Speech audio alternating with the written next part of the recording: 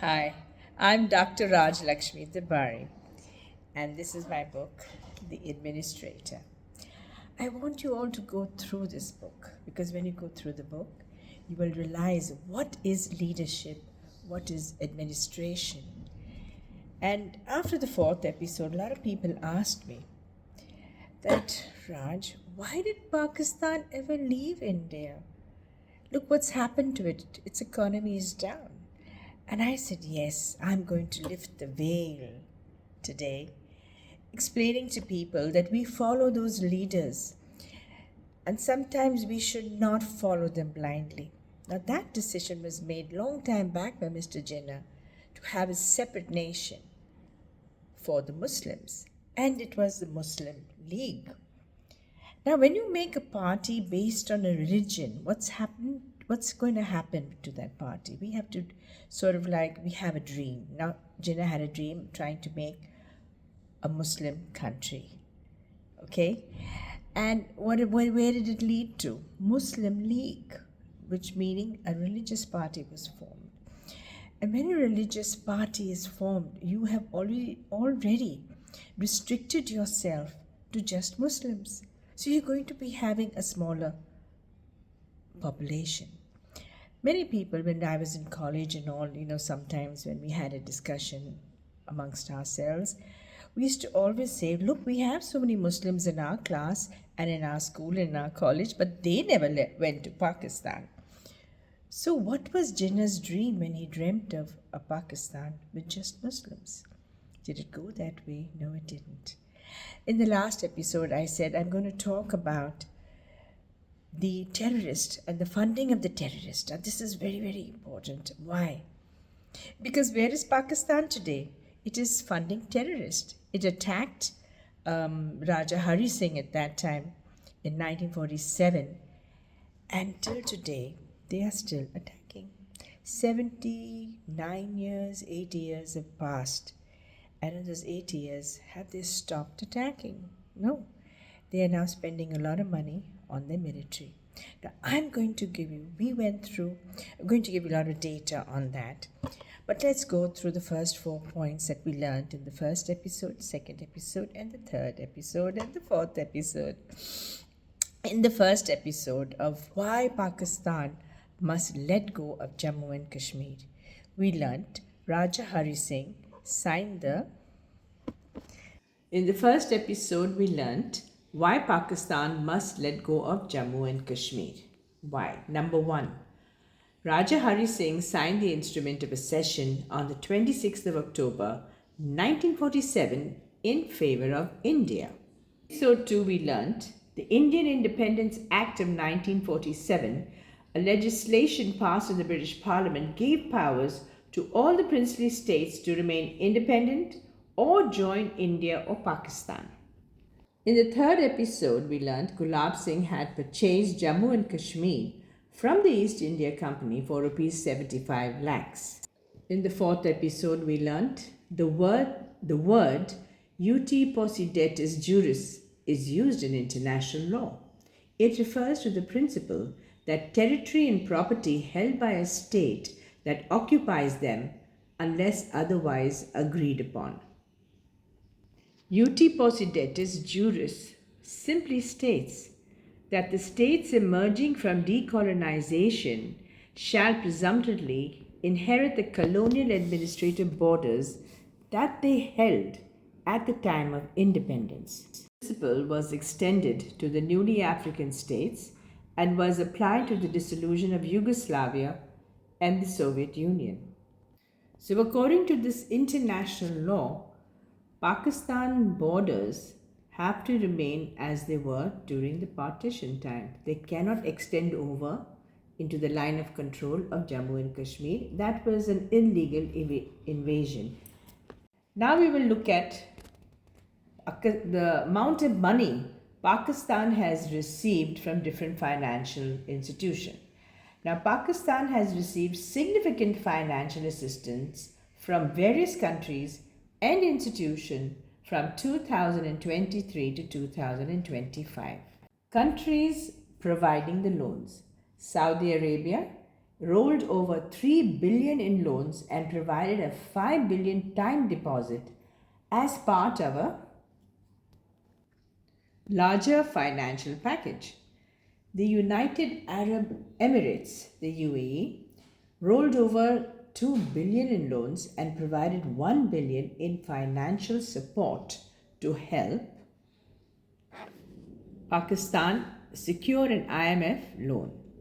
China rolled over 1 billion in loans, refinanced $1.3 billion and provided a 2 billion rollover with a total annual rollover portfolio of around $12.7 billion. Middle Eastern banks.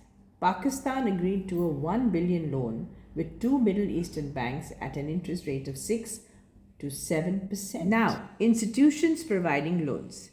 The International Monetary Fund, known as the IMF, approved a 7 billion bailout package with a $1 billion disbursed in May 2025 and a total of 2 billion disbursed so far. Now, the Asian Development Bank, that's known as the ADB, provided $1.18 billion in financial assistance from July 2024 to March 2025 and $1.189 billion in disbursements during the same period. The World Bank.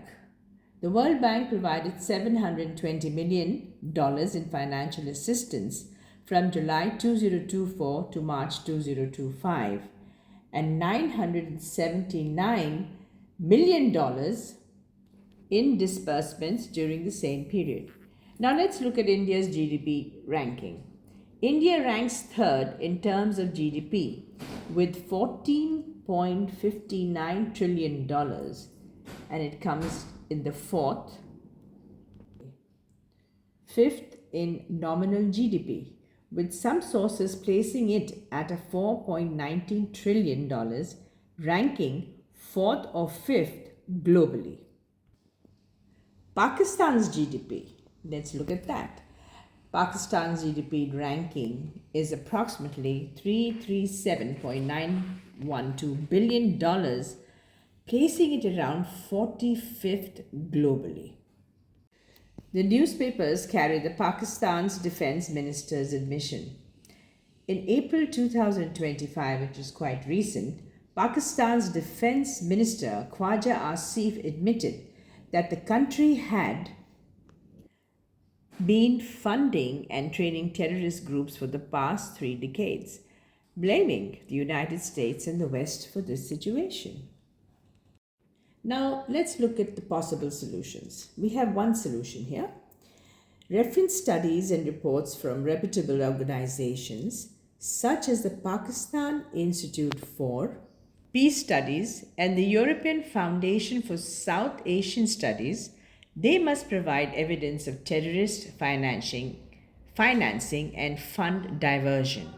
Funding countries must discuss the importance of international cooperation and frameworks like the FATF, which stands for Financial Action Task Force in Preventing and Combating Terrorist Financing. We are in the 21st century. The time for call for accountability has come, because if we want to move towards peace, the world leaders should advocate for greater transparency and accountability in Pakistan's use of international funds and its efforts to combat terrorism. Now let's look at the IMF funding. India's contribution to the International Monetary Fund, that is the IMF, is significant, with a quota of 13,114.4 million special drawing rights, known as the SDRs, giving India 2.63% of the total IMF voting power. This quota determines India's financial commitment to the IMF and its influence in decision making processes. India hasn't taken any loans from the IMF since 1993 and has completed all repayments by the year 2000. However, India's relationship with the IMF has evolved over time, transforming from a borrower to a major contributor. Regarding the loan given to Pakistan, India did object to the recent $1 billion loan under the Extended Fund Facility, which is known as EFF, and $1.4 billion under the Resilience and Sustainability Facility, known as the RSF. India's objections are based on security concerns, alleging that the loans could indirectly free up budgetary space for Pakistan to pursue anti India activities. Despite this, India cannot unilaterally block the loan decision due to the IMF's quota based voting system, which requires a supermajority of 85% for major decisions. India can, however, influence the debate by aligning with other countries. As for creating a different funding program, there's no clear indication that India plans to stop funding the IMF entirely. Instead, India might focus on influencing IMF policies and decisions to better align with its interest by actively participating in IMF initiatives and contributing to its resources. India enhances its influence in international financial affairs and strengthens its position as a significant global economy. Pakistan's economy is facing significant challenges with a growth rate of 0.29% and inflation over 29% in 2023. The country's economic situation is grim, with a heavy reliance on external financing and IMF bailouts. While there are signs of stabilization, such as a record drop in inflation rate to 11% in July 2024, the economy still struggles with structural weaknesses, including high inflation, a weak currency, and a persistent balance of payments deficit. So what did we learn from this data? That Pakistan's economy has gone down, and in comparison with India, they are actually far behind. And look at how big India is. And in spite of being so big, it was almost 4.1 times of Pakistan. And in spite of being so big, it has developed. What is the reason of that development? The reason of that development is that they're not funding, or their focus is not on trying to get a piece of land through terrorism. We're not focusing on that. We're focusing on infrastructure and development. And if Pakistan wants to progress in life, then the whole thinking has to change. And we have to reconsider that why are we still living Jinnah's dream? That is what the Pakistani people have to consider and rethink.